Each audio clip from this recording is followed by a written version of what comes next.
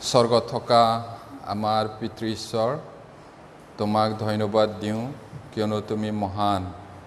তুমি বিশ্ব ব্ৰহ্মাণ্ডৰ সৃষ্টিকৰ্তা, সাগৰ মহাসাগৰ আৰু তাত থকা সকলোৰে সৃষ্টিকৰ্তা, পালনকৰ্তা, পৃথিৱী আৰু তাৰ ওপৰত যত যি বস্তু আছে এই সকলোৰে সৃষ্টিকৰ্তা। আৰু তুমি সকলোকে পালন কৰি আছা, যোগান ধৰি আছা, তাৰ কাৰণে ধন্যবাদ। আমি তোমাৰ দৃষ্টিত একো নহওঁ, তথাপি তুমি যে আমাক প্ৰেম কৰিলা, মহাপৰিত্ৰাণ আমাক দিলা, তাৰ কাৰণে ধন্যবাদ। এতিয়াও যিসকলে ধুঁৱলি কুঁৱলী দেখি আছে, যিসকলে সঁচাকৈ সত্যটো কি আৰু মিছাটো কি ধৰিবই পৰা নাই, তেওঁলোকক তুমি অনুগ্ৰহ দান কৰা। আকৌ কিছুমানে এতিয়াও এইটোও ভাল, সেইটোও ভাল, আটাইবোৰ ভাল, আটাইৰে লগত মিলি থাকিব লাগিব বুলি ভাবে। কিন্তু তোমাৰ বাক্যত আমি দেখিছোঁ সঁচাকৈ আন্ধাৰ আৰু পোহৰৰ লগত একো মিল নাই। ঈশ্বৰ, তুমি সহায় কৰা এইবোৰ ডিষ্টিংশ্যনটো বুজিবলৈ। আৰু আজি আমি যি বাক্য শিকিম, সকলোকে তুমি আশীৰ্বাদ কৰিবা প্ৰভু, শাস্ত্ৰীয় বচন বুজিবলৈ। প্ৰাৰ্থনা যীশু নামত খুজিছোঁ, আমেন। আমি চাইছিলোঁ খ্ৰীষ্ট বিনে আমি উপায়হীন মানুহ। যীশু যদি নাই তেতিয়াহ'লে আমি উপায়হীন পাপী মানুহ। খ্ৰীষ্টতহে সকলো আছে। পৰিত্ৰাণ ঈশ্বৰৰ আৰু ধাৰ্মিকতাও ঈশ্বৰৰ। আমি নিজে তাক পাব নোৱাৰোঁ, ঈশ্বৰৰ পৰাহে পাওঁ। আমি আচলতে আত্মিক বন্ধনত আছিলোঁ। এতিয়া স্বভাৱতে সকলোৱে পাপৰ অধীন বুলি কৈছে, স্বাভাৱিকতে। এতিয়া খ্ৰীষ্টইহে আমাক আশা দিয়ে, খ্ৰীষ্টইহে আমাক মুক্ত কৰে, খ্ৰীষ্টইহে আমাক জীৱন দিয়ে, খ্ৰীষ্টইহে আমাক স্বৰ্গলৈ লৈ যাব পাৰে। গতিকে খ্ৰীষ্ট যদি নাই, একো নাই। সকলো থাকিব পাৰে কিন্তু একো নাই। যদি খ্ৰীষ্ট আছে, একো নাথাকিব পাৰে কিন্তু সকলো আছে। এতিয়া স্বভাৱতে সকলোৱে পাপৰ বন্ধনত আছিলোঁ। আৰু এতিয়াও যদি কোনোবাই প্ৰকৃতাৰ্থত বা সঁচাকৈ প্ৰভুক পোৱা নাই আৰু প্ৰভুৱে যদি আপোনাক পোৱা নাই, তেতিয়াহ'লে আপুনি পাপ বন্ধনতে আছে, পাপে বান্ধি আছে, এতিয়াও মুক্ত হোৱা নাই। মানুহে নিজকে সান্তনা ল'বিব পাৰে, মানুহে নিজে ভাবিব পাৰে, মই বিশ্বাস কৰোঁ, টানকৈ বিশ্বাস কৰোঁ, স্বৰ্গ যাম। সেইটো আপোনাৰ ভাৱনা, সেইটো মানুহৰ ভাৱনা। কিন্তু ঈশ্বৰৰ মতে সঁচাকৈয়ে নতুন জন্ম পাব লাগিব, তেহে যাব। খ্ৰীষ্ট বিনে আমি আশাহীন মানুহ। এতিয়া 8 অধ্যায়, যোহন 8 অধ্যায় 31 পৰা 32 পদলৈকে, 32 মাত্ৰ নহয়, 36 লৈকে,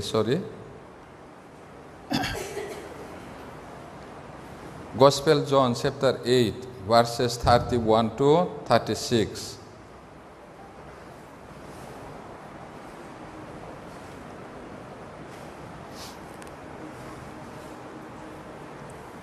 যদি পাইছোঁ তেতিয়াহ'লে মই 31টো পঢ়িছোঁ।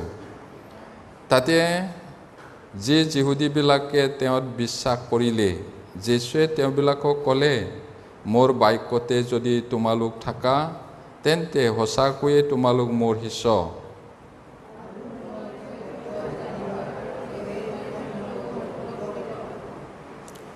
তেওঁবিলাকে তেওঁক উত্তৰ দিলে, আমি অব্ৰাহামৰ বংশ আৰু কেতিয়াও কাৰো দাস্য কৰ্ম কৰা নাই। তেন্তে তোমালোক মুক্ত হ'বা, এনে কথা তুমি কেনেকৈ কৈছা?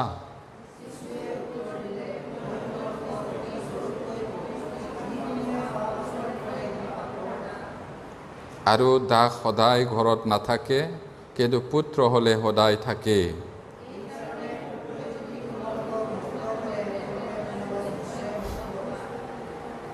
ধন্যবাদ।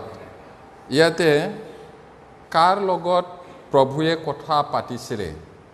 ইয়াতে 31 পদত কৈছে, যি যিহুদীবিলাকে তেওঁত বিশ্বাস কৰিলে, মানে যীশুক যিবিলাকে বিশ্বাস কৰিলে। কেতিয়াবা এনেকুৱা হ'ব পাৰে, আপুনি যীশুক বিশ্বাস কৰিব পাৰে, কিন্তু যীশুৱে আপোনাক বিশ্বাস নকৰে। আছে বাইবেলত অনেকে বিশ্বাস কৰিলে, কিন্তু প্ৰভুৱে তেওঁবিলাকত বিশ্বাস নকৰিলে। এতিয়া কি কৈছে? বিশ্বাস কৰাবিলাককহে কৈছে ইয়াত। যীশুৱে তেওঁবিলাকক ক'লে, মোৰ বাক্যত যদি তোমালোক থাকা, যদি বাক্যত থাকে তেতিয়াহ'লে সঁচাকৈ তোমালোক মোৰ শিষ্য। বিশ্বাস কৰোঁ বুলি তেওঁৰ কথা মতে যদি নহয়, তেতিয়াহ'লে শিষ্য নহয়। যদি শিষ্য নহয়, স্বৰ্গ যোৱাৰ কথাত প্ৰশ্নটোৱেই নুঠে। যদি তোমালোক মোৰ বাক্যত থাকা, তেন্তে সঁচাকৈ তোমালোক মোৰ শিষ্য। আৰু যদি তেওঁৰ বাক্য মতে নহয়, তেতিয়াহ'লে শিষ্য নহয়। এতিয়া 32 পদত তেওঁ ক'লে, আৰু তোমালোকে সত্যক জানিবা। সেই সত্যটো হ'ল প্ৰভু যীশু। তেওঁ কৈছিলে, ময়েই বাট, সত্য আৰু জীৱন। মোৰ যোগেদি নগ'লে কোনেও পিতৃৰ ওচৰলৈ যাব নোৱাৰে। সত্য মানে ঈশ্বৰ। এতিয়া ভাৰতৰ মানুহ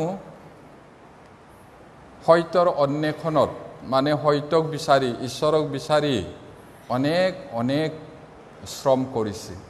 কিছুমানে জীৱনত কেতিয়াও চুলি কটা নাই, কিছুমানে জীৱনৰ কেতিয়াও কাপোৰ পিন্ধা নাই, কিছুমানে জুইৰ কিনাৰত বহি আছে, গৰম নাই, ঠাণ্ডা নাই, কিছুমানে বৰফত বহি আছে নাঙতকৈ ঈশ্বৰক বিচাৰি, কিছুমানে সেই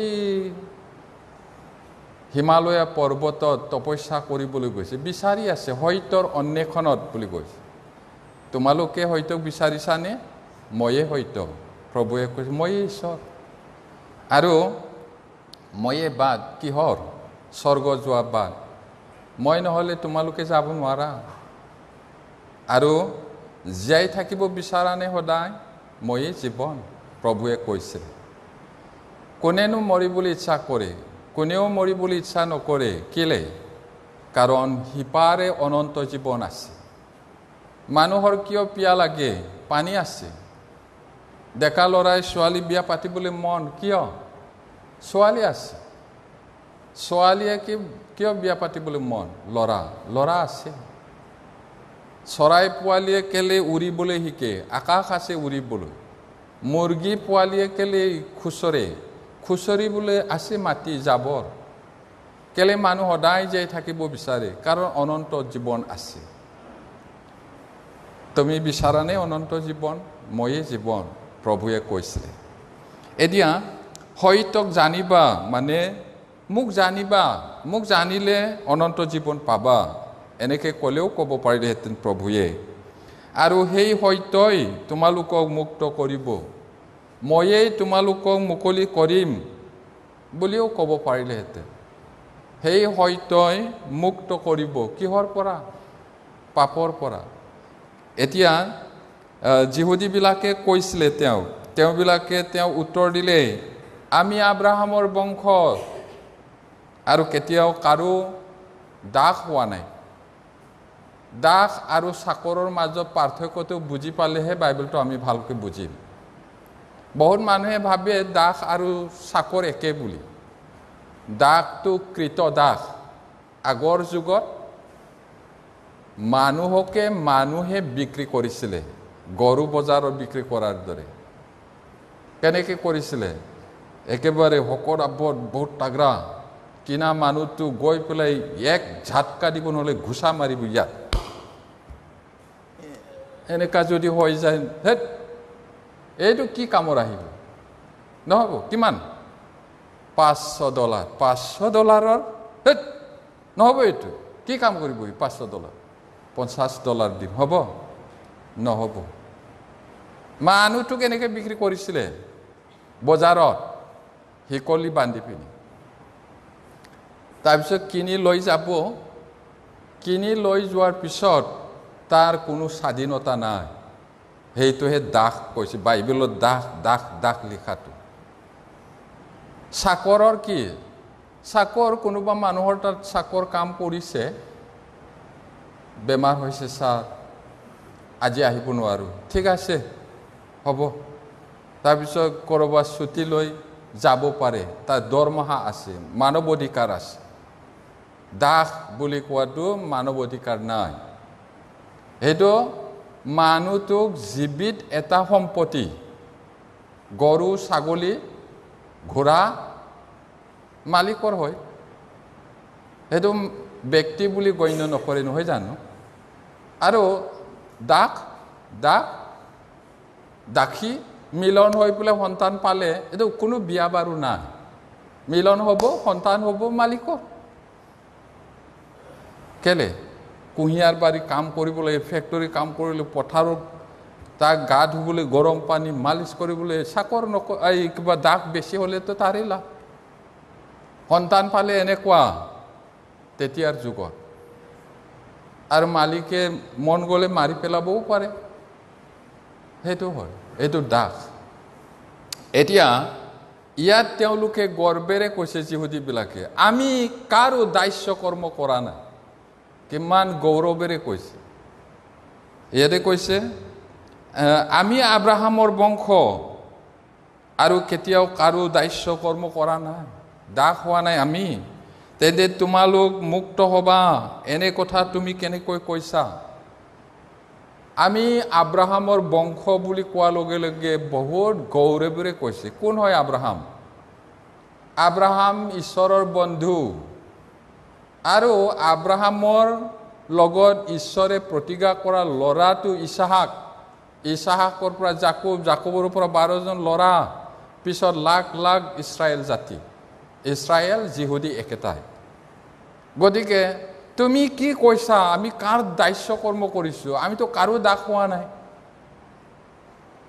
মুক্ত হ'বা বুলি কেনেকৈ কৈছা তুমি এইটো কিমান গৰ্বেৰে কৈছে হয় তেওঁবিলাক আব্ৰাহামৰ বংশ শৰীৰত সেইটো যিশু জানে কিন্তু শৰীৰটো যদিও আব্ৰাহামৰ বংশ কিন্তু আত্মাটো শয়তানৰ অধীনত আছে দাসত্বত আছে দাস বুলি ক'লে বুজি পাব লাগিব বাইবেলত মই অথনি ক'লো কোনো স্বাধীনতা নাই নিজৰ ইচ্ছামতে কৰিব নোৱাৰে পাপে বান্ধি থৈছে মদাপীয়ে মদ এৰিবলৈ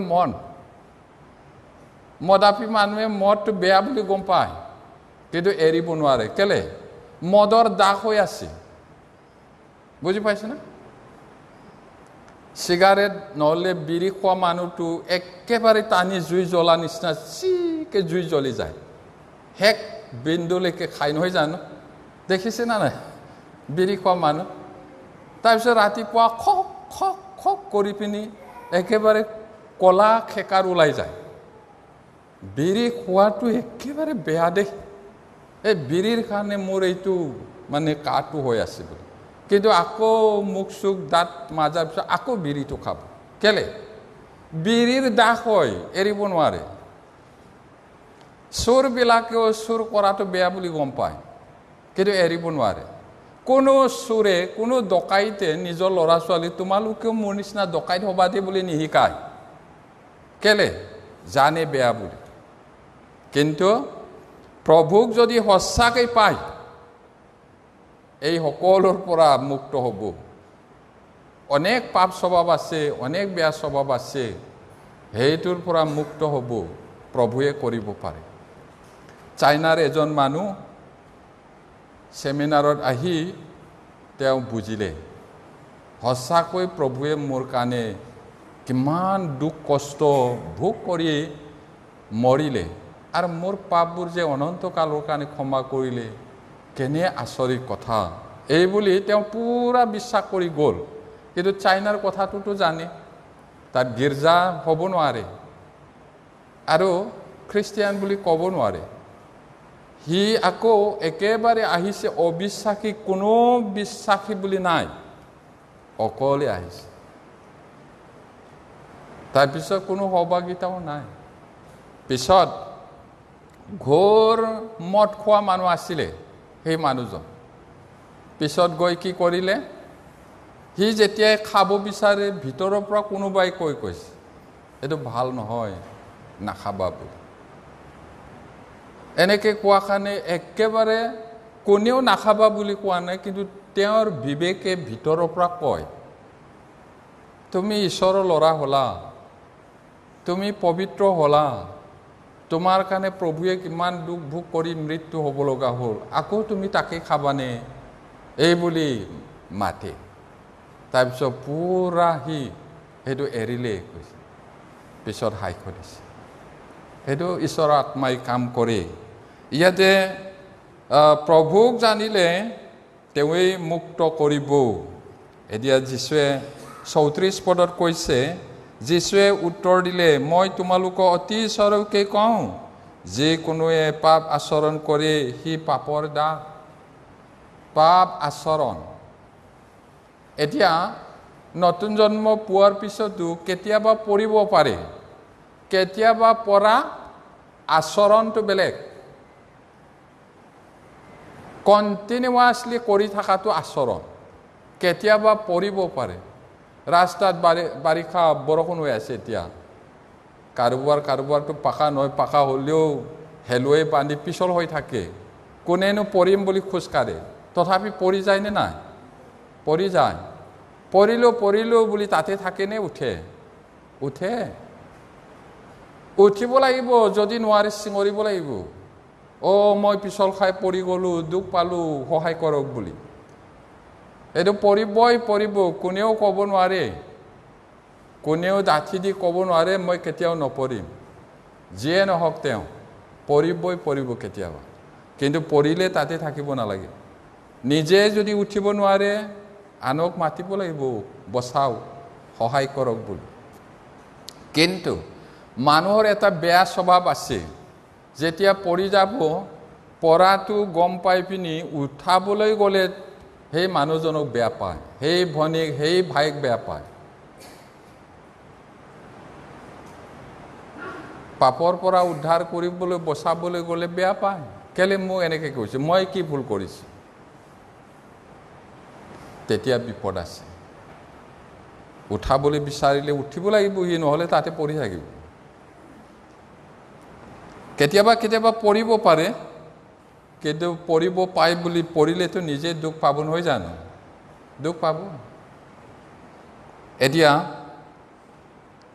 35 পদত আৰু দাস সদায় ঘৰত নাথাকে কিন্তু পুত্ৰ হ'লে সদায় থাকে দাসে সদায় মালিকক ভয় কৰে আৰু যদি ভাল নাপায় পুৰণি যুগতো দাসক মাৰিবও পাৰে খুচৰ দিব পাৰে খেদাই দিব পাৰে তাৰ ইচ্ছা কিন্তু এতিয়া বৰ্তমান যুগত চাকৰ মানে দৰমহা দি ৰাখা তেওঁবিলাকৰো ভয় থাকে মালিকে যদি মোৰ কাম বনটো মোৰ আচৰণটো ভাল নাপায় আজি এতিয়াৰ পৰা আহিব নালাগে তোমাৰ দৰমহাটো লৈ যা বুলি ক'ব পাৰে সেইটো সদায় নাথাকে কিন্তু পুত্ৰ হ'লে ভুল কৰিলেও মাৰ খালেও মাক বাপেকৰ ওচৰত আহিবলৈ ভয় নকৰে এইটো খেদা খোৱাৰ ভয় নাথাকে কাৰণ ল'ৰা হয় ভয় কৰে নেকি কেতিয়াবা ভুল কৰিছে সৰু সময়ত মাকে চাটাককৈ দিছে জাপ মাৰি দৌৰি গ'ল তাৰ গধূলি আকৌ চুচুক চামাককৈ আহিব ঘৰ আছে ঈশ্বৰৰ পৰিয়ালৰ মানুহটো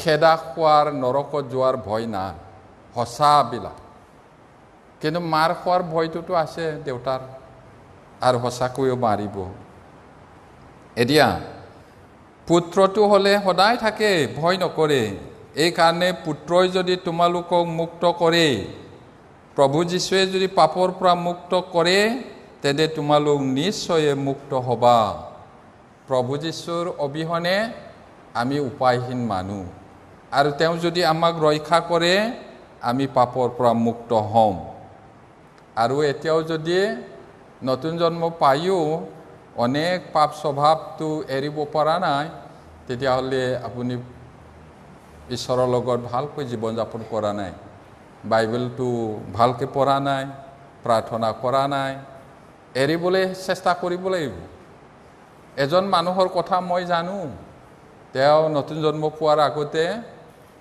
মদু খাইছিলে চিগাৰেট খায় সাদা খায় পিছত কি কৰিলে এদিন সেই বাকিবোৰটো ইমানকৈ কৰা নাই কিন্তু সাদা মলি খাই যে সি এদিন কি কৰিলে সাদা টেমা লৈ সেই টেমাটো পেলাই দিলে আজিৰ পৰা নাখাম বুলি এতিয়া খাই অভ্যাস হৈ গ'ল এৰিব নোৱাৰে ইমানেই মন গ'ল সাদাটো খাবলৈ টেমাটো কোনফালে পেলাইছিলে সেইটো মনত আছে গৈ পিনে আকৌ মলি খাইছে ইমান পাৱাৰ আছে তাৰপিছত আকৌ সি প্ৰাৰ্থনা কৰিছে চেষ্টা কৰিছে এইটো এৰিবলৈ সেইটো বেয়া বস্তু তাৰপিছত কি কৰিছে সি দিনত কেইবাৰ খায় প্ৰথম হিচাপ কৰিছে তাৰপিছত যদি 20 বাৰ মান খায় এদিনত এবাৰ কমাইছে তেতিয়াহ'লে 20 বাৰ যদি খায় 20 দিন কমাই আহি লাষ্টত বন্ধ কৰিলে সেই মানুহজনক মই জানো সি এতিয়াও ঈশ্বৰৰ কাম কৰি আছে আৰু এজন মানুহ আমাৰে মিছনাৰী মই লগতে আছিলোঁ আপোনালোকেও বহুতে জানে সেই মিছনাৰীৰ লগত মই গৈছিলোঁ আৰু অৰুণাচলত হয়তো আমাৰ টাউনতে পিছত সেই মানুহটো খ্ৰীষ্টিয়ানটো হয় কিন্তু সদায় মদ খায় ডাঙৰ মানুহ সৰু মানুহ নহয় বহুত ধনীও হয় শিক্ষিত হয় মণ্ডলীটো ফেমাছ হয় নামটো নকম মই নহ'লে আকৌ দিগদাৰ হ'ব হয় জানো বুলি আকৌ কৈ দিলে নহ'ব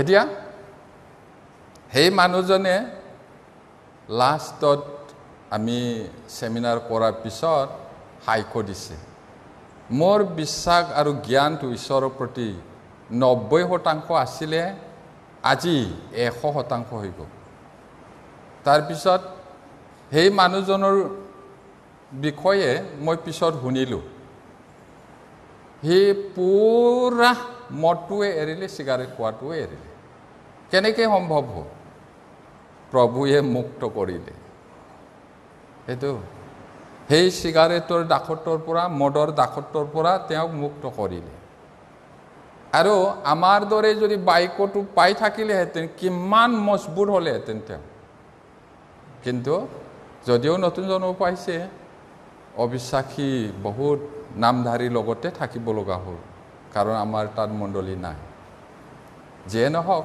স্বৰ্গতটো যাব সেইটো এতিয়া মুক্ত কৰিলে মুক্ত হ'বা বুলি কৈছে তোমালোক যে আব্ৰাহামৰ বংশ তাক মই জানো ইয়াতে 37 পদৰ কৈছে প্ৰভুৱে তোমালোক আব্ৰাহামৰ বংশ বুলি মই জানো কিন্তু তোমালোক মোক বধ কৰিব বিচাৰিছা এইটো 37 পদৰ কথা মই কৈছোঁ মই জানো তোমালোক আব্ৰাহামৰ বংশ তথাপি মোকে মাৰিবলৈ বিচাৰিছা কাৰণ মোৰ বাক্যই তোমালোকৰ অন্তৰত ঠাই নাপায় যদি তোমালোকৰ মোৰ বাক্যটো থাকে তেতিয়াহ'লে তোমালোক মোৰ শিষ্য কিন্তু তেওঁবিলাকে বিশ্বাস কৰিছোঁ কৈ পিনি পিছত আকৌ যীশুক মাৰিবলৈ বিচাৰিছে কাৰণ যীশুৰ কথাটো তেওঁলোকৰ হৃদয়ত নাথাকে এই বিশ্বাসটো মিছা ইয়াতে 31 পদৰ কৈছে নহয় জানো যি যিহুদীবিলাকে তেওঁত বিশ্বাস কৰিলে তেওঁলোকক প্ৰভুৱে কৈছে ইফালে বিশ্বাস কৰিছে বুলি কৈছে যদি বুলি কৈছে প্ৰভুৱে মোৰ বাক্যতে যদি তোমালোক থাকা তেতিয়াহ'লে সঁচাকৈ তোমালোক মোৰ শিষ্য ইফালে আকৌ 37 পদৰ কৈছে যে তোমালোকে মোকে মাৰিব বিচাৰিছা তোমালোক সঁচাকৈ আব্ৰাহামৰ সন্তান হোৱা হ'লে মোক মৰম কৰিলেহেঁতেন কাৰণ আব্ৰাহামে মোক দেখি আনন্দিত হৈছিল কিন্তু তোমালোকৰ তাত মোৰ বাক্যটো নাথাকেই এইটো কৈছে সেইটো স্বভাৱতে পাপৰ বন্ধনত থাকে কেৱল যীশুৱেহে মুক্ত কৰিব পাৰে আমি সেইদৰে মুক্ত হ'লোঁ আৰু যদি আপুনি সঁচাকৈ প্ৰভুক পোৱা নাই, বিশ্বাস মাত্ৰ কৰি আছে, তেতিয়াহ'লে নাই, এতিয়াও বন্ধনত আছে। এতিয়া একেৰাহে পাপ কৰি থকাটোৱে পাপৰ দাস। পিতৰে দ্বিতীয় পিতৰক কৈছে, 2 Peter chapter 2 verse 19। দ্বিতীয় পিতৰ 2:19 পাইছে যদি পঢ়িম। আৰু তেওঁবিলাকৰ আগত স্বাধীনতাৰ প্ৰতিজ্ঞা কৰে, কিন্তু নিজে ক্ষয়ৰ দাস, কাৰণ যিয়ে যিহৰ দ্বাৰাই পৰাজিত হয় তেওঁ তাৰে দাস হয়। কিছুমানে নিজে মুক্তি পোৱা নাই, নিজে আত্মাৰ পৰিত্ৰাণ পোৱা নাই, পৰিত্ৰাণ স্বাধীনতা এই কথাটো প্ৰচাৰ কৰে, কিন্তু নিজে পাপৰ দাস হৈ আছে, পাপৰ দাস হৈ আছে। এতিয়া স্বাধীনতাৰ প্ৰতিজ্ঞা কৰে, কিন্তু নিজে ক্ষয়ৰ দাস, কাৰণ যিয়ে যিহৰ দ্বাৰাই পৰাজিত হয় তেওঁ তাৰে দাস। যি বস্তুটোৰ দ্বাৰাই হাৰিব তাৰে দাস হয় তেওঁ, এইটো কৈছে। এতিয়া যদি একেৰাহে পাপ কৰি থাকে, সি তাৰেই দাস। যীশুৱে আমাক মুক্তি দিয়ে, কেৱল যীশুৰহে আমাৰ আশা। যীশু বিনে আমি আশাহীন আৰু পাপিষ্ট মানুহ। ৰোমিয়া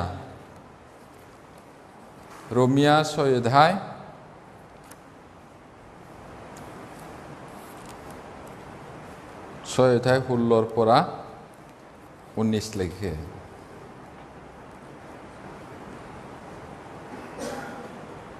পঢ়িম সকলোৱে। মৃত্যুৰ কাৰণে পাপৰ নাইবা ধাৰ্মিকতাৰ নিমিত্তে আজ্ঞা পালনৰ, এই উভয়ৰ যিটো তোমালোকে নিজক আজ্ঞা পালনৰ অৰ্থে দাসস্বৰূপে সমৰ্পণ কৰা, সেইটোৰ আজ্ঞা পালন কৰি যে তাৰ দাস হোৱা, ইয়াক তোমালোকে নাজানানে? আগেয়ে তোমালোক পাপৰ দাস আছিলা, কিন্তু শিক্ষাৰ যি আদৰ্শলৈ সমৰ্পিত হ'লা, অন্তঃকৰণে সৈতে তাক মানিবলৈ যে তোমালোক আজ্ঞাধীন হ'লা আৰু পাপৰ পৰা মুক্ত হৈ ধাৰ্মিকতাৰ দাস হ'লা, তাৰ কাৰণে ঈশ্বৰৰ ধন্যবাদ হওক।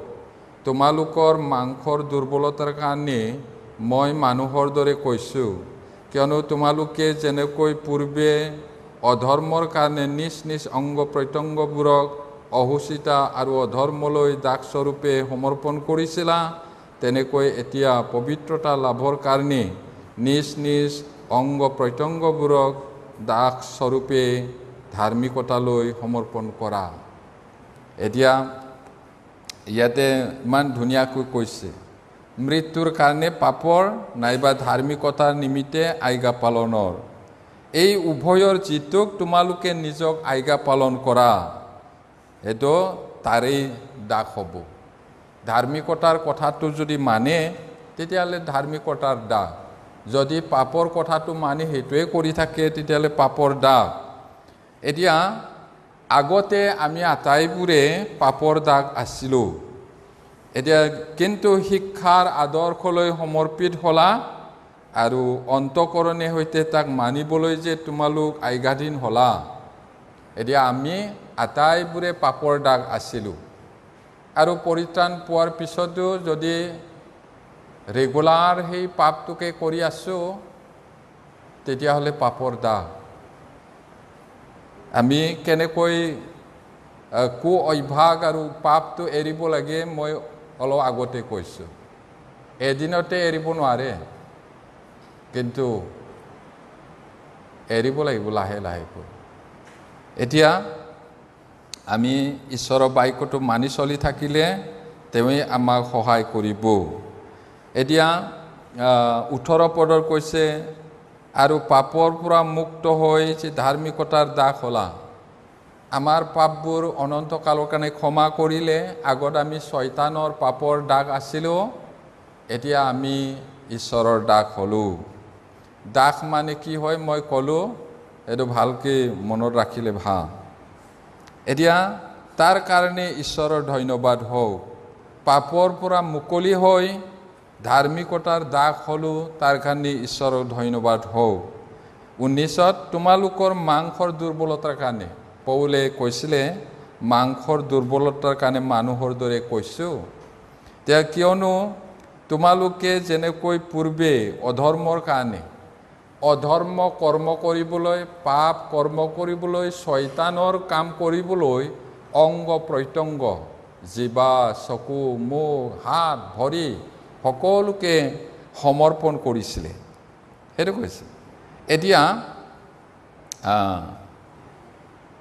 এতিয়া তেনেকৈ বুলি কৈছে তেনেকৈ এতিয়া পবিত্ৰতা লাভৰ কাৰণে পবিত্ৰ হ'বলৈ পবিত্ৰতাটো পাবলৈ নিজৰ নিজৰ অংগ প্ৰত্যংগবোৰক দাস স্বৰূপে ধাৰ্মিকতালৈ সমৰ্পণ কৰা এতিয়া ধাৰ্মিকতা ঈশ্বৰৰ কাৰণে নিজৰ অংগ প্ৰত্যংগ হাত ভৰি মুখ আমাৰ জীৱনটো প্ৰভুক সমৰ্পণ কৰিব লাগে এতিয়া আমি নিজে জীয়াই নাথাকো প্ৰভুকহে আমাৰ জীৱনত জীয়াই থাকিবলৈ দিব লাগে পবিত্ৰ আত্মাটো নতুন জন্ম পোৱা মানুহটোৰ অন্তৰত আছে পবিত্ৰ আত্মা মানে যীশুৰ আত্মা হয় ঈশ্বৰৰ আত্মা তেওঁই ঈশ্বৰ আৰু তেওঁকহে জীয়াই থাকিবলৈ দিব লাগে আমাৰ জীৱনত আমি নহয়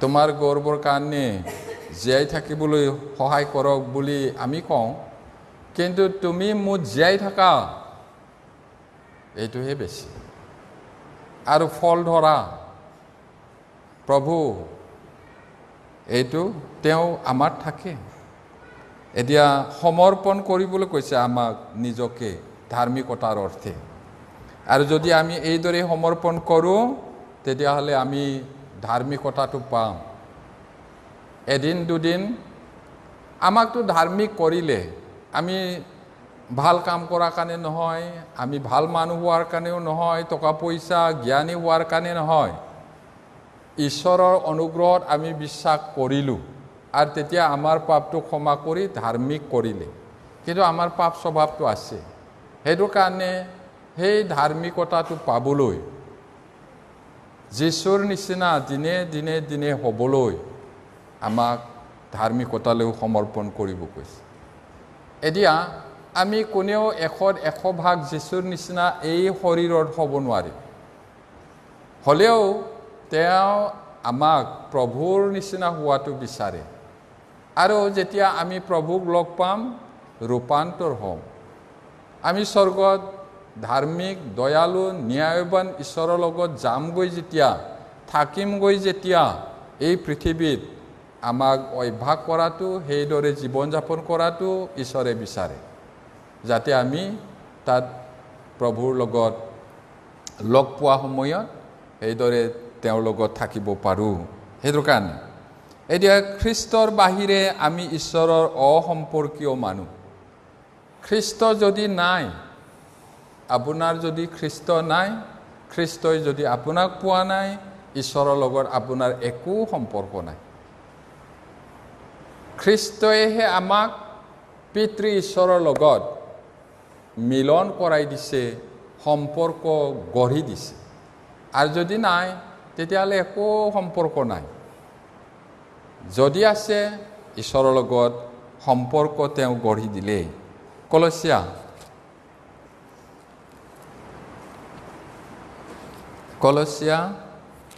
1:21 পদ Colossians chapter 1 verses 21 and 22 সকলোৱে পঢ়ে আৰু পূৰ্বে ঈশ্বৰৰ অসম্পৰ্কীয় লোক হৈ দুষ্কৰ্মত থাকি মনেৰে শত্ৰু হোৱা যি তোমালোককো পবিত্ৰ নিষ্কলংক আৰু নিৰ্দোষী কৰি তেওঁৰ হাইখাতে উপস্থিত কৰিবলৈ খ্ৰীষ্টৰ মাংসময় শৰীৰত মৃত্যুৰ দ্বাৰাই এতিয়া মিলন কৰিলে কিমান আচৰিত কথা কিমান আচৰিত এতে পূৰ্বে মানে ঈশ্বৰ আগতে ঈশ্বৰৰ অসম্পৰ্কীয় লোক আমি আছিলোঁ যিদিনাখন আমি পৰিত্ৰাণ পালোঁ যীশুৰ তেজত বিশ্বাস কৰি তেতিয়া আমাক মিলন কৰাই দিলে সম্বন্ধ গঢ়ি দিলে প্ৰশ্নটো হ'ল এতিয়া আপুনি সঁচাকৈ পালেনে তেওঁক যদি পাইছে তেতিয়াহ'লে ঈশ্বৰৰ লগত সম্পৰ্ক আছে আৰু যদি এতিয়াও নহয় তেতিয়াহ'লে ঈশ্বৰৰ লগত আপোনাৰ একো সম্পৰ্ক নাই সেইটো এতিয়া আমি দুষ্কৰ্মত থাকি মনতে ঈশ্বৰৰ শত্ৰু আছিলোঁ কিন্তু প্ৰভুৱে আমাৰ পাপটো ক্ষমা কৰিলে আৰু পিতৃ ঈশ্বৰৰ লগত মিলন কৰি দিলে পিতৃ ঈশ্বৰ আৰু মানুহৰ মাজত শত্ৰুহে আছিলে দুষ্ট মানুহৰ শান্তি নাই বুলি কৈছে পাপিষ্ট মানুহৰ কোনো শান্তি নাই এইটো যীশুৱে মিলন কৰাই শান্তি কৰিলে মৰাৰ পৰা জি উঠাৰ পিছত প্ৰভু যীশুৱে কি কৈছিলে শিষ্যবিলাকক প্ৰথম কথাটো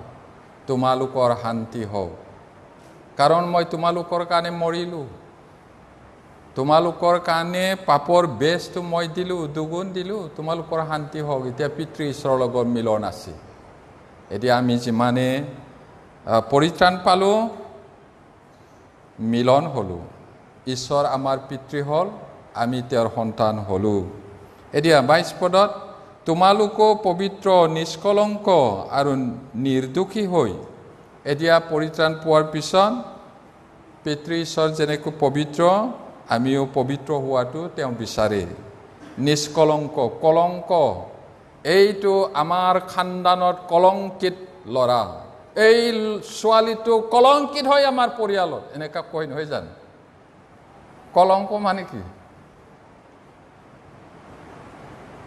দুনিয়া শাৰী পিন্ধিছে তাতে দাগ লাগিলে কলংক দাগ নহয় জানো এইটো এতিয়া আমাৰ জীৱনত নতুন জন্ম পোৱা মানুহৰ জীৱনত কলংক থাকিব নালাগে লম্পট হ'ব নালাগে লম্পট আৰু লম্পটনি জানে নহয় লম্পট মানে কি নিজৰ ঘৈণীয়েক থাকি পিনে আনৰ ঘৈণীয়েকৰ পাছে পাছে ঘূৰা এইটো লম্পট একেবাৰে চিধা চিধি জানাটো হৈছে নিজৰ গিৰিয়েক থাকিও সেই আনৰ গিৰিয়েক আনৰ লগত যদি ঘূৰি থাকে লম্পটনি হয় এইটো আমি ঈশ্বৰক জানো বুলি কৈ পিনি এইটো স্বভাৱবিলাক ট'টেলি এৰিব লাগিব নহ'লে কলংক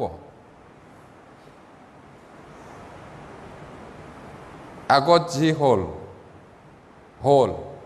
এতিয়া ৰাতিৰ অধিক ভাগ গ'ল পোহৰ আহি আছে ৰাতিপুৱা বুলি হৈছে আৰু মন দিব লাগিব ঈশ্বৰৰ লগত এতিয়া নহ'লে শাস্তি পাব পাৰে এতিয়া কলংক পবিত্ৰ নিষ্কলংক মানে একো কলংক নোহোৱা নিৰ্দোষী এতিয়া আমাৰ পাপটো ক্ষমা কৰিলে আমি যদি দাগ লগাই থাকোঁ আমাক কি কৈছে একেবাৰে মিহি সূতাৰ বগা বস্ত্ৰ পিন্ধিলে কৈছে নহয় জানো পৰিত্ৰাণৰ চোলা বিয়াৰ চোলা নহ'লে সেই যে ছালৰ বস্ত্ৰ আদম আৰু হাৱা কৈছিলে এইটো গোটেইটো ধাৰ্মিকতাকে বুজায় আৰু সেইটো দাগ লগাব নালাগে কৈছে দাগ মানে কেনেকুৱা ঈশ্বৰৰ মানুহ বুলি কৈ পিনি চুৰ কৰি মাৰ খালে এইটো কলংক নহয় নেকি এইটো সিহঁতে নতুন জন্ম পোৱা মণ্ডলীয়ে চুৰ কৰিছিলে এইটো মাৰি মাৰি এদিনা বৰ বেয়াকৈ কোবালে নহয় এইটো কলংক নহয় সেই মানুহটোৰ কাৰণেও কলংক আমাৰ কাৰণেও লাজৰ কথা নহয় জানো আৰু আমাতকৈ প্ৰভুৰ নামটো খ্ৰীষ্টিয়ান কোৱাৰ লগে লগে খ্ৰীষ্টকে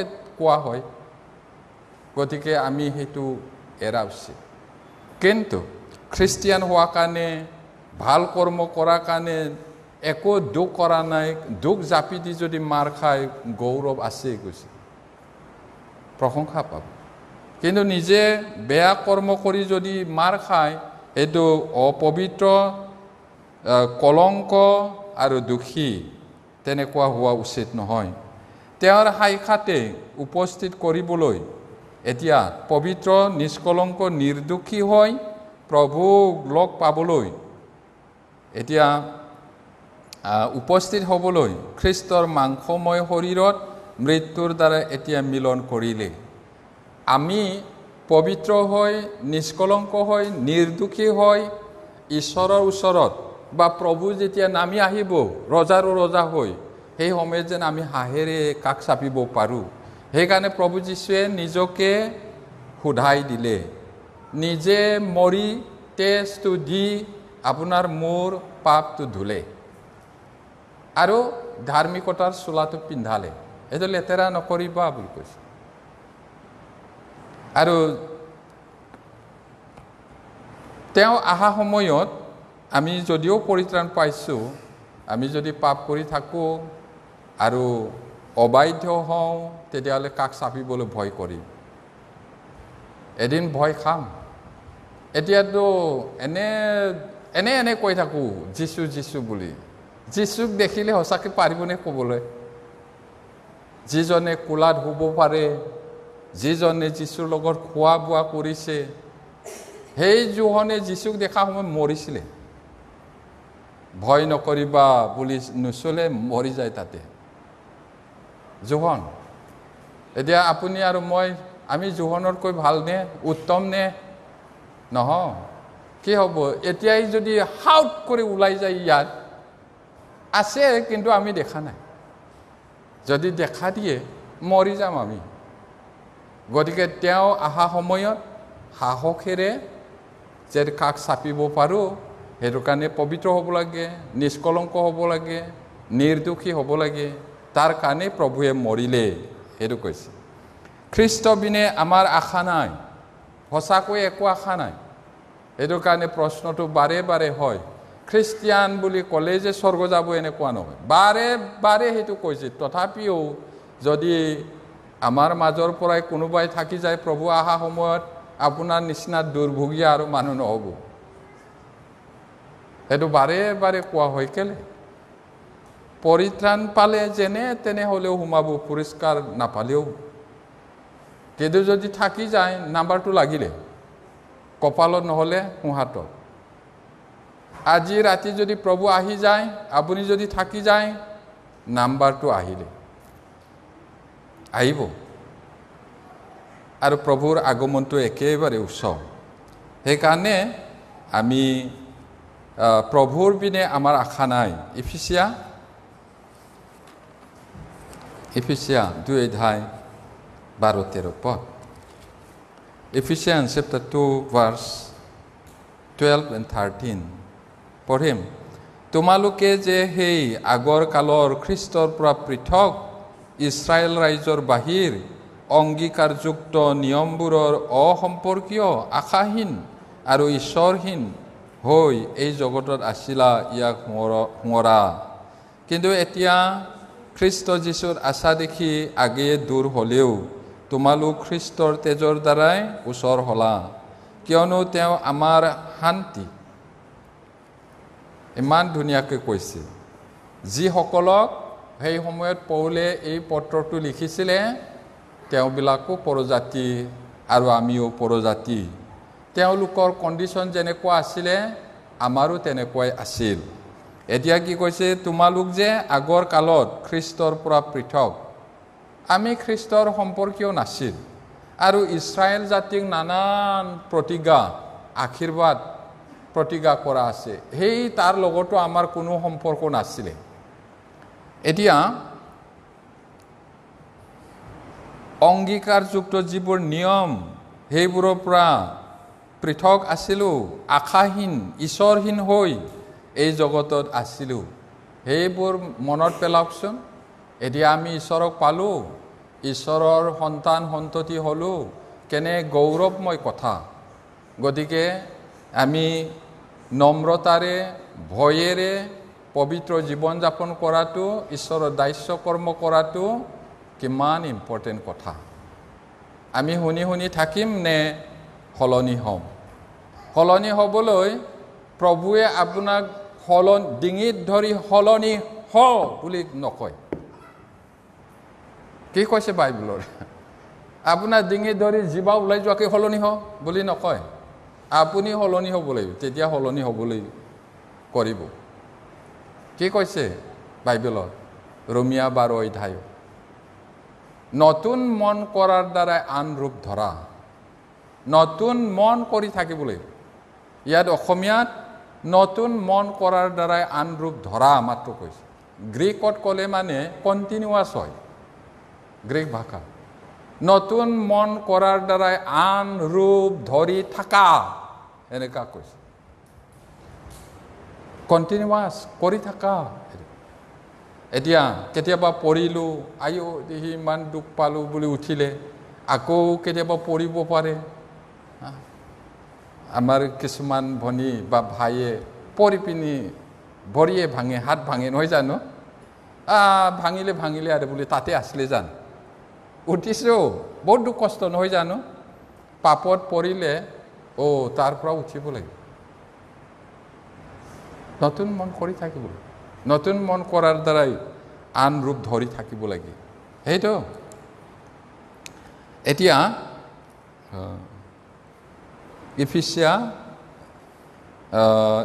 2:12-13 পদত সেইটো আগতে আমাৰ কণ্ডিশ্যনটো তেনেকুৱা আছিলে সঁচাকৈ ঈশ্বৰহীন হৈ আমি আছিলোঁ সেইটো মনত পেলাওক কিন্তু ঈশ্বৰক আমি পালোঁ এতিয়া যীশু খ্ৰীষ্টত আছোঁ আগেয়ে দূৰ হ'লেও এতিয়া আমি খ্ৰীষ্টৰ তেজৰ দ্বাৰাই ওচৰ হ'লোঁ আৰু আমাৰ শান্তি আছে দুষ্ট মানুহৰ শান্তি নাই বুলি কৈছে নহয় জানো কেতিয়া শত্ৰু হৈছিলে মানুহ আদম আৰু হাৱাই পাপ কৰি নেখাবা কোৱাটো খোৱাৰ দিনাখনে ঈশ্বৰৰ লগত যুদ্ধ ঘোষণা কৰিছে ঈশ্বৰে কৈছে নাখাবা কেলে নাখাম আমি খামেই যুদ্ধ তাৰপিছত খেদা খালে শত্ৰু হৈ আছিলে পিছত প্ৰভু যীশুৱে ক্ৰুচত মৰি দলং বনালে হাকু আমি যাব পাৰোঁ ঈশ্বৰেও আহে মোৰ পু আৰু আমিও বাবা বুলি ওচৰত যাব পাৰোঁ এইটো মিলন কৰিলে আশাহীন সময়ত আমাৰ অৱস্থা কেনেকুৱা আছিলে এতিয়াতো আমাৰ আশা আছে গতিকে আমি ঈশ্বৰৰ গৌৰৱৰ কাৰণে জীয়াই থকা উচিত আৰু কেনেকৈ জীয়াই থাকিব লাগে পবিত্ৰ নিষ্কলংক নিৰ্দোষী হৈ ঈশ্বৰৰ দেখাতো নিৰ্দোষী কোনেও হ'ব নোৱাৰে কিন্তু কমচে কম সমাজত মানুহৰ আগত নহয় জানো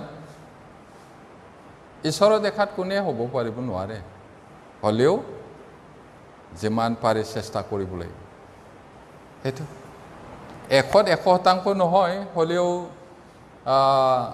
প্ৰথম নতুন জন্ম পোৱা সময়ত 1% লাহে লাহে 2, 3, 5, 10 আপুনি জানে নিজকে আপোনাৰ জীৱনটো কিমান সলনি হৈছে 5%, 105% হৈছে নেকি না 10 হৈছে না 15 হৈছে 50 লৈকে গ'লেতো বহুত ভাল আৰু কোনোবাই যদি 90 লৈকে যায় মানুহটোক দেখিলে এইটো ঈশ্বৰৰ মানুহ বুলি গম পাব আৰু সেই মানুহে কথা পাতা সেই মানুহে ঈশ্বৰক কথা কোৱাটো জীৱন যাপনটো সোৱাদ লগা হ'ব নিমখ নিচিনা নিমখ যিটোত দিলেও তাৰ সোৱাদ লগায় আমাৰ জীৱনটো তেনেকা আমি কেনেকুৱা আপুনি নিজে জানে কিমান সলনি হৈছে মই নাজানো সেইটো এতিয়া বিধানৰ যোগেদি পাপটো কি বস্তু তাক আমি জানো কিন্তু তাক পালন কৰি স্বৰ্গ যাব নোৱাৰে Romans chapter 3 verse 20 ৰোমিয়া 3:20 পদ মই পঢ়িছোঁ কিয়নো বিধানৰ কৰ্মৰ দ্বাৰাই কোনো মৰ্ত তেওঁৰ আগত ধাৰ্মিক বুলি গণিত নহ'ব কাৰণ বিধানৰ দ্বাৰাই পাপৰ বিষয়ে জ্ঞান জন্মে এতিয়া যদি বিধানে নকয় তেতিয়াহ'লে পাপটো কি বস্তু নাজানিব এতিয়া বিধান কেলে আমাক দিছে ঈশ্বৰে পালন কৰি স্বৰ্গ যাবলৈ নহয় বিধান দিয়াৰ উদ্দেশ্যটো আছিলে আমি যে পাপী মানুহ সেই কথাটো যাতে জানি পিনি যেন খ্ৰীষ্টলৈ ঘূৰি আহে সেইটোৰ কাৰণেহে দিছে নহ'লে মানুহে ভাবে মই ভাল মানুহ মই ধাৰ্মিক মানুহ মোৰনো কি পাপ আছে মইনো কেতিয়া পাপ কৰিলোঁ সঁচানে আইনাখন চোৱাচোন তোমাৰ গালত কি দাগ লাগি আছে সেইটো মই পিছত কমগৈ কি আছে সেইটো জানিবলৈহে দিয়ে এতিয়া সেইটো পালন কৰি স্বৰ্গ যাবলৈ নহয়, জানিবলৈহে দিয়ে। তাতে সোঁফালে গৈ 7 অধ্যায় 7 পদটো চাওঁ। একেখন কিতাপতে ৰোমান 7:7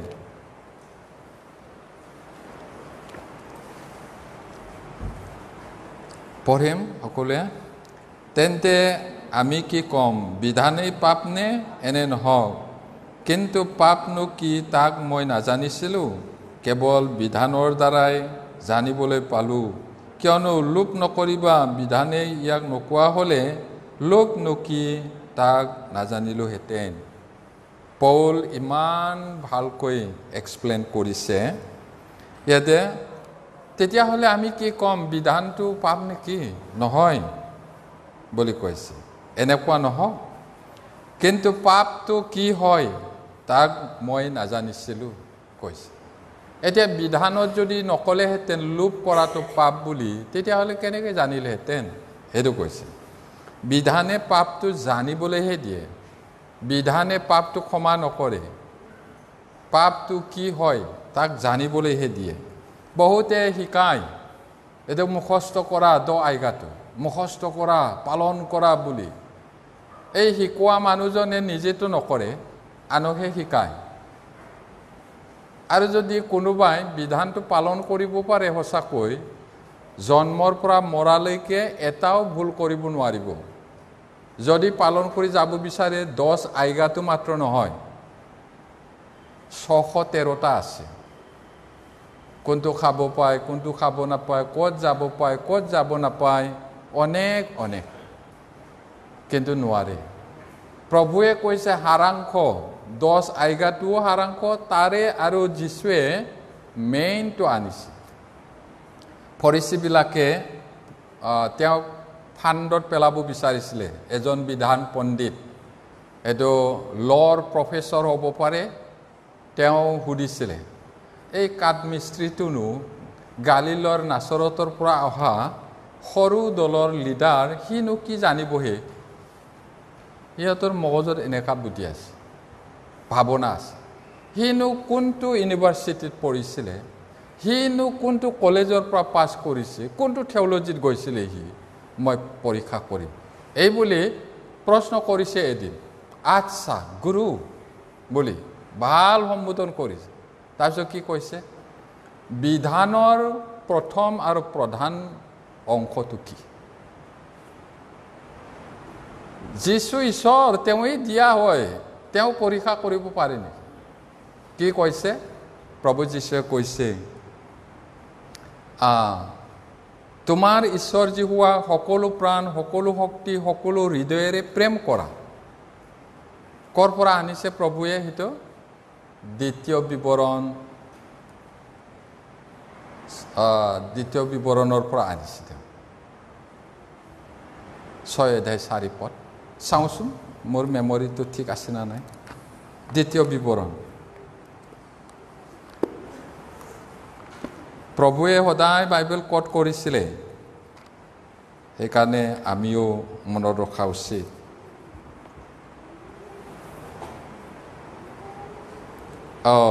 ইয়াতে 6 অধ্যায়, দ্বিতীয় বিৱৰণ 6 অধ্যায় 4-5।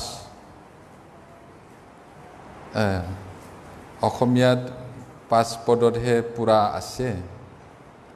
4 আৰু 5 পঢ়িম। হে ইছৰাইল, শুনা, আমাৰ ঈশ্বৰ জিহুৱা একমাত্ৰ জিহুৱা, আৰু তুমি তোমাৰ সকলো মন, সকলো প্ৰাণ, সকলো শক্তিৰে সৈতে নিজ ঈশ্বৰ জিহুৱাক প্ৰেম কৰা। প্ৰভু যীশুৱে সেই পণ্ডিতক এইটো ক'লে। তাৰপিছত ইয়াৰে নিচিনা আন এটা, সেইটো হ'ল নিজৰ চুবুৰীয়াক নিজৰ নিচিনাকৈ প্ৰেম কৰা। এইটোৱে মেইন কথা। বিধান আৰু ভাৱবাদীবিলাকৰ মূল কথাটো তাত ওলমি আছে বুলি কৈছে। কোনো মানুহ নাই সকলো শক্তি, সকলো প্ৰাণ, সকলো প্ৰেম কৰিব পৰা, সকলো শক্তিৰে কোনো মানুহ নাই ঈশ্বৰক এইদৰে কৰিব পৰা। আৰু নিজৰ চুবুৰীয়াক প্ৰেম কৰা বুলি কোৱাতেও চুবুৰীয়াটো লেঙেৰা কোজা কণা হ'ব পাৰে। সেইটো আনি মই যিটো বিচনাত শুয়ে তাক শুৱাব লাগিব, যিটো মই খাওঁ তাক খুৱাব লাগিব, যিটো পিন্ধে তাক পিন্ধাব লাগিব। কোনে পাৰে? একদিন কাৰোবাক অকণমান মৰম কৰাটো সেইটো নহয় ঈশ্বৰ পাৰফেক্ট ঈশ্বৰ হয় পাৰফেক্টলি পালন কৰিবলৈ মৰাৰ পৰা এই জন্মৰ পৰা মৰালৈকে কোনেও নোৱাৰে গতিকে বিধান পালন কৰি স্বৰ্গ যাব নোৱাৰে জ্ঞানহে জন্মায় এতিয়া সেইটো মই কোৱাটো মথিত আছে মথি 22 অধ্যায় 37-40 পদত এইটো মই ক'লোৱে এতিয়া ঈশ্বৰে আমাক 10 আজ্ঞা দিছে তাৰে মই কৈছোঁ এতিয়া যাত্ৰা পুস্তকত চাব যাত্ৰা পুস্তক 20 অধ্যায়ত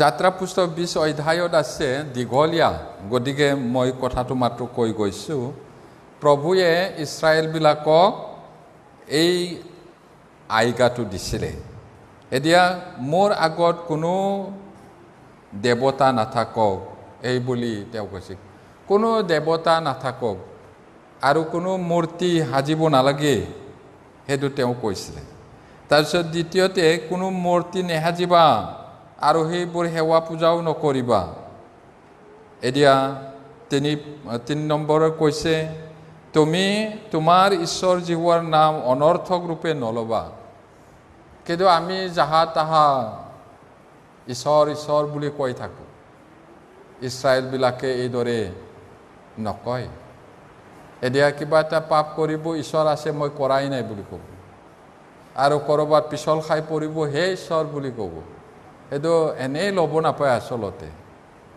তাৰপিছত বিশ্ৰাম দিন পালন কৰা সুঁৱৰি পবিত্ৰ কৰা ইয়াতে মই ক'ব বিচাৰিছোঁ আপোনালোকে ভুল নকৰিব বহুতে কয় দেওবাৰটো বিশ্ৰাম দিন বুলি বিশ্ৰাম দিন নহয় দেওবাৰ বিশ্ৰাম দিনত জিৰণি ল'ব লাগে বিশ্ৰাম দিনত গীৰ্জা যাব লাগে বুলি বিশ্ৰাম দিন নহয় বিশ্ৰাম দিনটো ইছৰাইলৰ কাৰণে শনিবাৰটোহে হয় তেতিয়াহ'লে আমি কেলে দেওবাৰৰ গোট খাওঁ একেবাৰে দেওবাৰতেই যে গোট খাব লাগিব দেওবাৰ গোট নাখালে নহয় তেনেকুৱা নহয় আকৌ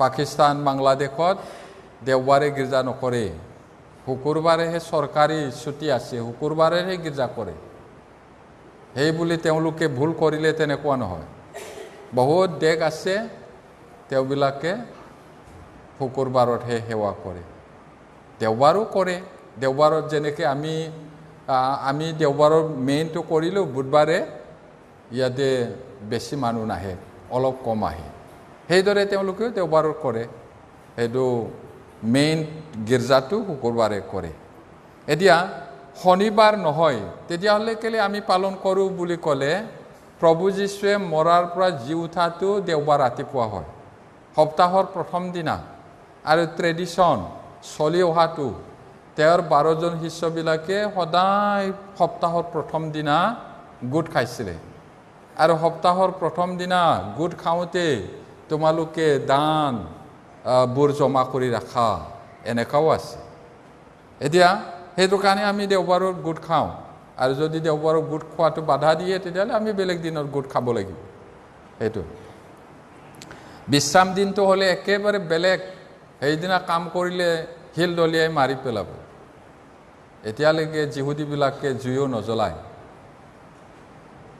তেওঁলোকক এইদৰে কৈছিলে পবিত্ৰ কৰা বুলি 5 নম্বৰত পিতৃ মাতৃক সন্মান কৰা 6 নম্বৰত কৈছিলে তুমি মানুহ নামাৰিবা 7 নম্বৰত কৈছিলে পৰস্ত্ৰী গমন নকৰিবা আৰু 8 নম্বৰত কৈছে চুৰ নকৰিবা 9 নম্বৰত কৈছিলে মিছা সাক্ষী নিদিবা সাক্ষ্য নিদিবা আৰু 10 নম্বৰত কৈছিলে তুমি লোকৰ ঘৰলৈ লোভ নকৰিবা এতিয়া কোনোবাই যদি ইয়াক পালন কৰি স্বৰ্গ যাব বিচাৰে তেতিয়াহ'লে এইটো মাত্ৰ নহয় মই অথনি ক'লোঁ 613টা আছে সেইটো পাৰফেক্টলি কেতিয়াও ভুল হ'ব নোৱাৰিব তেতিয়া যাব পাৰিব কিন্তু যীশুৰ বাহিৰে কোনো মানুহ নাই সেইটো পাৰফেক্টলি পালন কৰিব পৰা সেইটো সমস্যাটো সেইটো এতিয়া ঈশ্বৰে নিজ ধাৰ্মিকতাত আমাক শাস্তি দিয়ে ঈশ্বৰৰ ধাৰ্মিকতা, ঈশ্বৰ ন্যায়বান, ঈশ্বৰ পবিত্ৰ, সেইমতে তেওঁ পাপীক শাস্তি দিবই লাগিব। পাপী মানুহক শাস্তি দিবই লাগিব। এতিয়া স্বভাৱতে আমি ঈশ্বৰৰ শত্ৰুহে আছিলোঁ আগতে, আৰু শত্ৰুকটো তেওঁ শাস্তি দিবই। কিন্তু প্ৰভুৱে সেই শাস্তিটো ল'লে। তেতিয়াহ'লে আমি প্ৰভুক কিমান মৰম কৰিব লাগে। আমি ঈশ্বৰৰ পৰা সদায় পাবলৈ প্ৰাৰ্থনা কৰে। আটাইবোৰে ঈশ্বৰৰ পৰা পাবলৈহে প্ৰাৰ্থনা কৰে। মোক সেইটো দিয়ক, এইটো দিয়ক, এইটো লাগে বুলি। প্ৰভু মোক দিয়াৰ কাৰণে ধন্যবাদ, প্ৰভু এইটোৰ কাৰণে ধন্যবাদ। এইটোহে আচলতে বেছি হোৱা উচিত, আৰু আমি ঈশ্বৰক মৰম কৰাটো উচিত। তো ৰোমিয়া 8 অধ্যায় 7-8 পদটো চাওঁ। ৰোমিয়া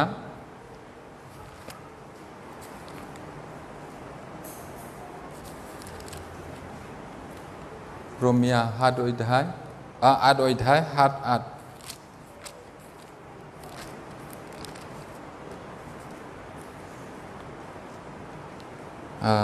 পঢ়িম সকলোৱে। কিয়নো মাংসৰ ভাৱ ঈশ্বৰলৈ শত্ৰুতা, কাৰণ সিয়ে ঈশ্বৰৰ বিধানৰ বশীভূত নহয় আৰু হ'বও নোৱাৰে, আৰু যিবিলাক মাংসৰ বশত আছে তেওঁবিলাক ঈশ্বৰক সন্তুষ্ট কৰিব নোৱাৰে। মাংসৰ ভাৱ মানে পাপ স্বভাৱ, এইটো ঈশ্বৰলৈ শত্ৰুতা। ঈশ্বৰলৈ শত্ৰুতা, কাৰণ ঈশ্বৰৰ বিধানটোৰ অধীন হ'ব নোৱাৰে, মানি চলিব নোৱাৰে, সেইটো কৈছে। আৰু যিবিলাক মাংসৰ বশত আছে, পাপৰ অধীনত আছে, তেওঁবিলাকে ঈশ্বৰক সন্তুষ্ট কৰিব নোৱাৰে, ঈশ্বৰৰ শত্ৰু। তে স্বভাৱতে আমি পাপত মৃত আৰু ঈশ্বৰৰ ক্ৰোধৰ পাত্ৰ আছিলোঁ। আমি ঈশ্বৰক নাজানা সময়ত ঈশ্বৰক খঙৰ অধীনতহে আছিলোঁ। এতিয়া এফিচিয়া 2 অধ্যায়ত আছে সেই কথাটো। এফিচিয়া 2 অধ্যায়, এফিচিয়া 2 অধ্যায় 1 পদৰ পৰা 5 পদ। মই 1 পদটো পঢ়িছোঁ, আপোনালোকে 2 পদ পঢ়ি যাওক। আৰু যেতিয়া তোমালোকৰ অপৰাধ আৰু পাপবোৰত মৰি আছিলা, তেতিয়া তোমালোকক ঈশ্বৰে জীয়ালে।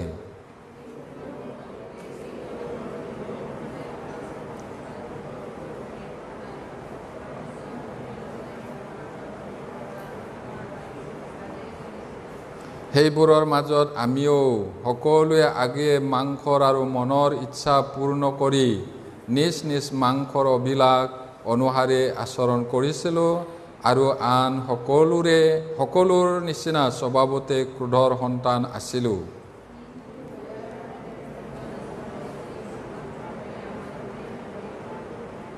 পঢ়িম সকলোৱে। তাৰ কাৰণে আমি অপৰাধত মৰি থকা কালতেই খ্ৰীষ্টে সৈতে আমাক জীয়ালে, অনুগ্ৰহেৰেই তোমালোক পৰিত্ৰাণ পালা। এটা অনুগ্ৰহৰ কথাটো বহুত বাৰ কৈছে। আমি পাপ আৰু অপৰাধত মৰি আছিলোঁ, এতিয়া ঈশ্বৰে আমাক জীয়ালে। যেতিয়া আমি নতুন বাক্যটো শুনিলোঁ আৰু বুজি পালোঁ, মন পালতাই ঘূৰি আহিলোঁ, এই সময়ত ঈশ্বৰে আমাৰ মৰা আত্মাটো জীয়াই তুলিলে। আৰু সেইবোৰত এই জগতৰ নিয়ম অনুসাৰে আমি জীৱন যাপন কৰিছিলোঁ। এইটো আকাশৰ ক্ষমতাযুক্ত অধিপতিৰ।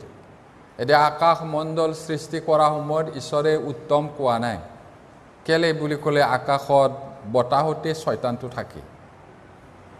ইয়াতে কি কৈছে চাব ভালকে, আকাশৰ ক্ষমতাযুক্ত অধিপতিৰ, এইটো শয়তান, অৰ্থাৎ অবৈধতাৰ সন্তানবিলাকত কাৰ্যসাধন কৰোঁতা আত্মাৰ দৰে আগে চলিছিলা। এতিয়া অবৈধতাৰ সন্তানবিলাকৰ হৃদয়ত কাম কৰে।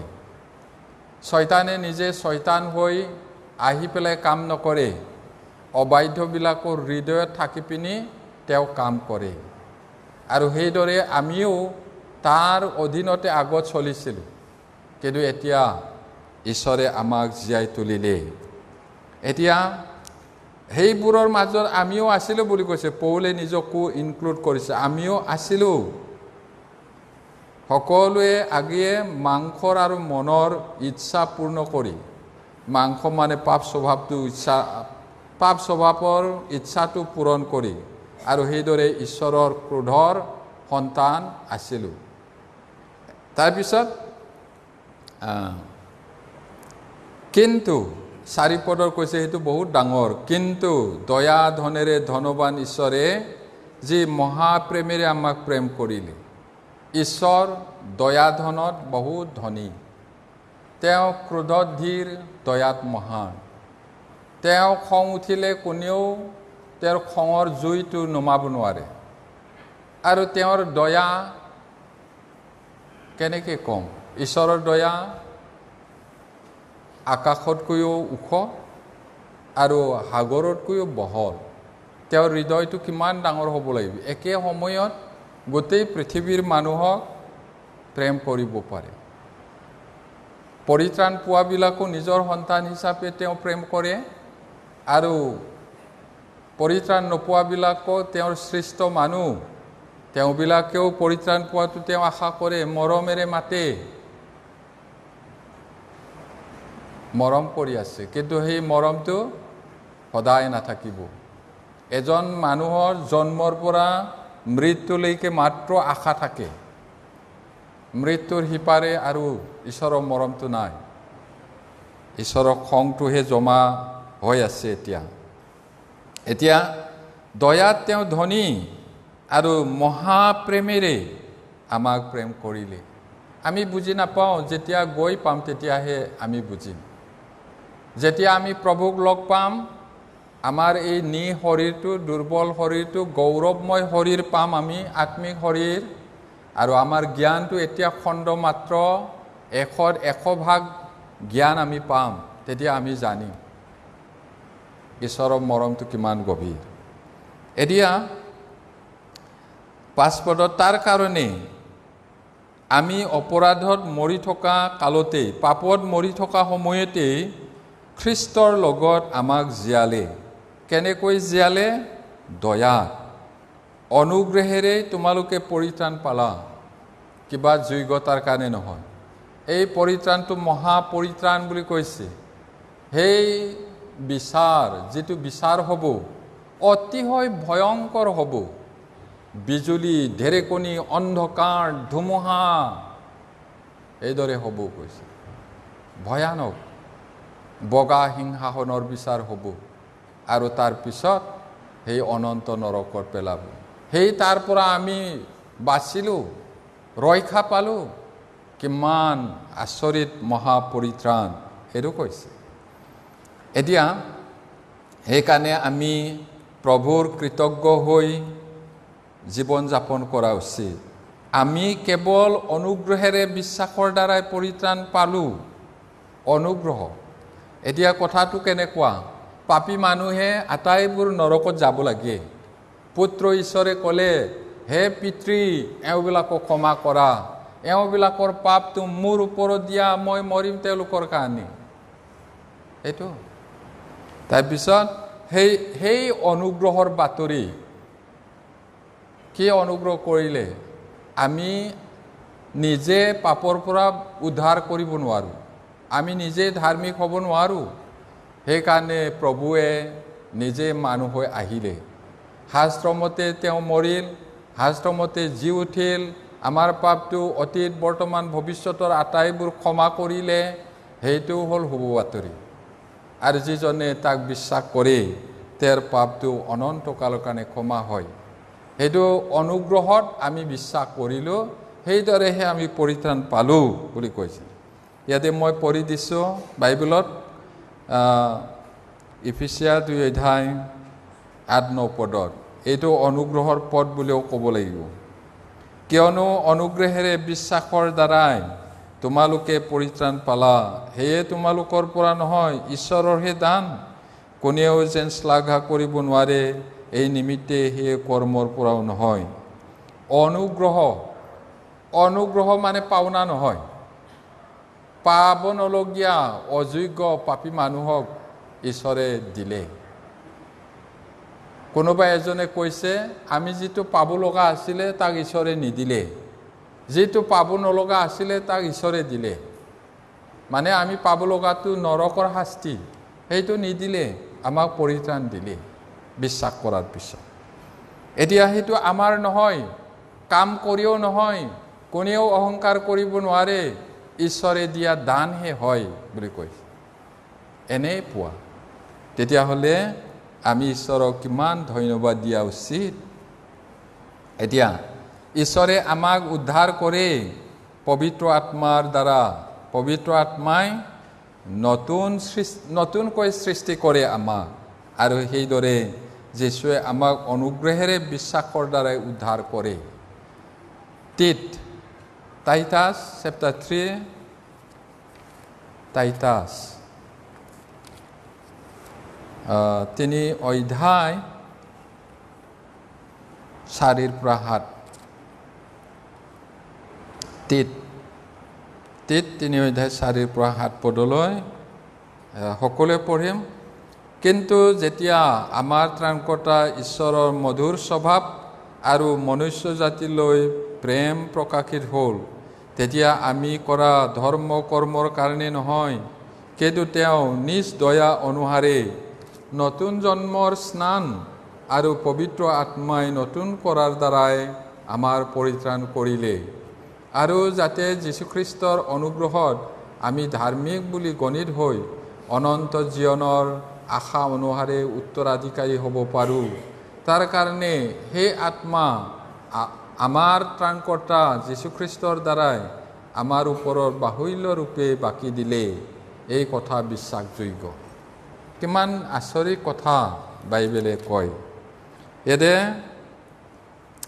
যেতিয়া আমাৰ ত্ৰাণকৰ্তা ঈশ্বৰৰ মধুৰ স্বভাৱ আমাৰ ঈশ্বৰ কেনেকুৱা বাইবেলৰ ঈশ্বৰ কেনেকুৱা তেওঁ মধুৰ স্বভাৱৰ হয় তেওঁ কোমল মনৰ নম্ৰ হয় তেওঁ এতিয়া তাৰ কাৰণে তেওঁ বিলাকে ঈশ্বৰৰ মধুৰ স্বভাৱ আৰু মনুষ্য জাতিলৈ প্ৰেম প্ৰকাশিত হ'ল প্ৰেমটো প্ৰকাশ পালে তেওঁ মধুৰ স্বভাৱৰ কোমল স্বভাৱৰ শান্ত দয়ালু আৰু সেইটো প্ৰকাশ পালে তেতিয়া আমি কৰা কৰ্মৰ কাৰণে নহয় ধৰ্ম কৰ্মৰ কাৰণে নহয় বহুত খ্ৰীষ্টিয়ানে এতিয়াও ভাবে ভাল কাম কৰি থাকিলে গীৰ্জা সদায় আহি থাকিলে দান দিলে প্ৰচাৰ কৰিলে পাষ্টৰ কৰিলে এভাঞ্জেলিষ্ট কৰিলে এদিন স্বৰ্গ লৈ যাব বাইবেলৰ পৰা সম্পূৰ্ণ বিপৰীত ইয়াতে কি কৈছে ইমান ক্লিয়াৰ জল পট স্পষ্টকৈ কৈছে নহয় জানো মনুষ্য জাতিলৈ প্ৰেম প্ৰকাশিত হ'ল তেতিয়া আমি কৰা ধৰ্ম কৰ্মৰ কাৰণে নহয় ইমান ক্লিয়াৰ কিন্তু তেওঁৰ নিজ দয়া অনুসাৰে ঈশ্বৰৰ দয়া অনুসাৰে নতুন জন্মৰ স্নান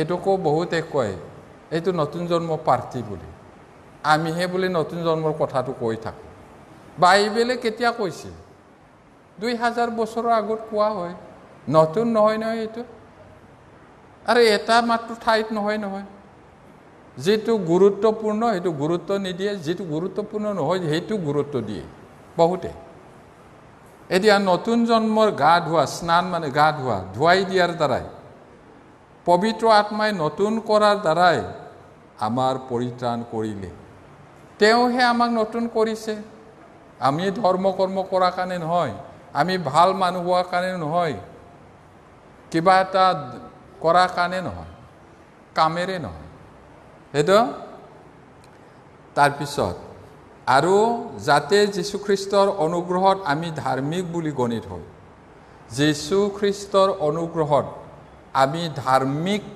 বুলি হিচাপ হৈ পিনি কি কৈছে অনন্ত জীৱনৰ আশা অনুসাৰে উত্তৰাধিকাৰী হ'ব পাৰোঁ তাৰ কাৰণে সেই আত্মা আমাৰ ত্ৰাণকৰ্তা যীশুখ্ৰীষ্টৰ দ্বাৰাই আমাৰ ওপৰত বাহুল্য ৰূপে বাকি দিলে। সেই আত্মা, পবিত্ৰ আত্মাটো বাহুল্য ৰূপে আমাৰ তাত বাকি দিলে, ঢালি দিলে। বাকি দিলে মানে দোকানৰ বাকিটো নহয়, আকৌ তো ঢালি দিলে অনুগ্ৰহৰ আত্মা। আৰু সেই কথা বিশ্বাসযোগ্য, তাৰমানে সঁচা, সেইটো দিলে। আৰু আমি এইদৰে পৰিত্ৰাণ পালোঁ অনুগ্ৰহেৰে। এতিয়া যীশু বিনে আমি আশাহীন। যদি আপুনি যীশুক পোৱা নাই, আপোনাৰ সকলো থাকিলেও একো নাই।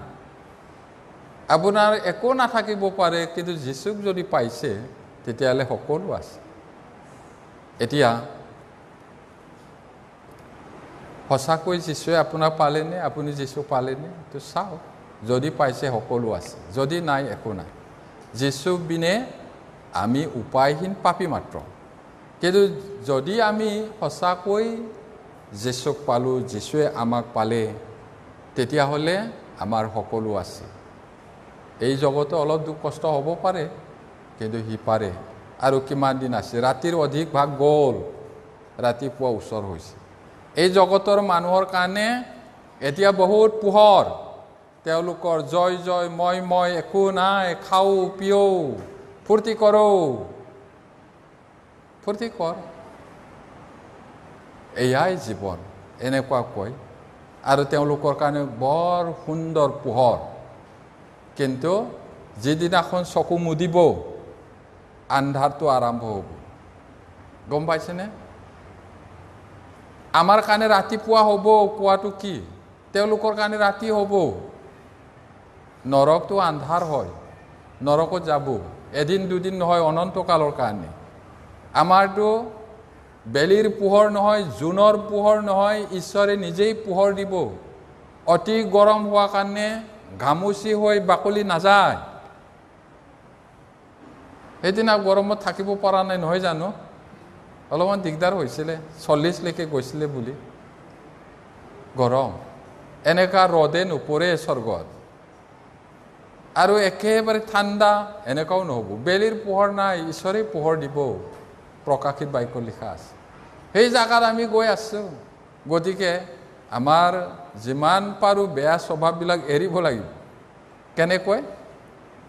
প্ৰভুক লগ পোৱা সময়ত কি কৰিব? প্ৰভুৱেতো আমাক যেতিয়া আমি বিশ্বাস কৰিলোঁ, তেতিয়া আমাক যীশুৰ তেজেৰে ধুই পিনি বগা কৰিলে, পৰিত্ৰাণৰ চোলাটো পিন্ধালে। এইটো সোণ সূতাৰ মিহি বগা বস্ত্ৰ কৈছে। আকৌ বিয়াৰ কাপোৰ বুলিও কয়, আৰু ছালৰ বস্ত্ৰ বুলিও কয়। আমাক পিন্ধালে। সেইটো ফাটা চিটা কৰিব নালাগে, লেতেৰা কৰিব নালাগে, বুজে, নিষ্কলংক। কেনেকৈ জীৱন যাপন কৰিবলৈ কৈছে? পবিত্ৰ, নিষ্কলংক, নিৰ্দোষী হৈ আমি প্ৰভুক ৱেলকাম কৰিব লাগিব তেওঁ অহা সময়। আৰু তেতিয়া আমি একো ভয় নোহোৱাকৈ যাম। আৰু যদি কিবা সন্দেহ আছে, জীয়াই থাকোঁতে, কালিলৈ কি ঘটিব তাক তোমালোকে নাজানা, কাইলৈৰ বিষয়ে গৰ্ব নকৰিবা। জীয়াই থাকোঁতে মন পালতাওক যদি কাৰোবাৰ সন্দেহ আছে। আৰু নিজকে ফুচলাব নালাগে, নহ'লে মহা বিপদ আছে। মইতো সৰুৰ পৰাই খ্ৰীষ্টিয়ান হয়, মইতো সদায় গীৰ্জা গৈ থাকোঁ, মইতো কৰোঁ, মই একো ভুল কৰা নাই। ভুল নকৰিব তেনেকৈ। পাৰফেক্ট বিশ্বাসত আহক। আৰু যিসকলে সঁচাকৈ পৰিত্ৰাণ পাইছে, তেতিয়াহ'লে কি ক'লোঁ? বাইবেলে কি কৈছে? মই নহয়, যীশুৱে কৈছে। বাইবেলে কৈছে। বাইবেলে কৈছে মানে ঈশ্বৰে কৈছে। কি কৰিব লাগে? পবিত্ৰ, নিষ্কলংক, নিৰ্দোষী জীৱন যাপন কৰিব লাগিব। কেতিয়াবা পিছল খাই পৰিলে আকৌ উঠিব লাগিব। আৰু কোনোবাই উঠাবলৈ গ'লে তাক খং উঠিব নালাগে। মানুহৰ স্বভাৱটো এইটোৱে, বেয়া পায়, খং উঠে, মই গীৰ্জা নাযাম আৰু এনেকুৱা ক'ব। সেইটো হোৱা উচিত নহয়। মই ভুল কৰিলোঁ, কান্দিব লাগিব ঈশ্বৰৰ ওচৰত, মন পালতাব লাগিব। নতুন মন কৰাৰ দ্বাৰাই আন ৰূপ ধৰি থকা, সেইটো প্ৰাৰ্থনা কৰে। স্বৰ্গত থকা মহান পিতৃ ঈশ্বৰ, খ্ৰীষ্ট বিনে আমাৰ কোনো আশা নাই। আমি খ্ৰীষ্টক পালোঁ, এতিয়া সকলো আমাৰ ধন্য পিতৃ ঈশ্বৰ, তোমাৰ নাম ধন্য হওক। এই সকলো ভাই ভনীৰ ওপৰত তোমাৰ অনুগ্ৰহ হওক। আৰু কোনোবা যদি এতিয়াও সঁচাকৈ পৰিত্ৰাণ পোৱা নাই, প্ৰভু তুমি অনুগ্ৰহ দান কৰা, যাতে ছেমিনাৰত আহি ভালকৈ শুনি পৰিত্ৰাণটো যেন ঠিক কৰি লয়। এই সকলো প্ৰাৰ্থনা যীশু নামত খুজিছোঁ। আমেন।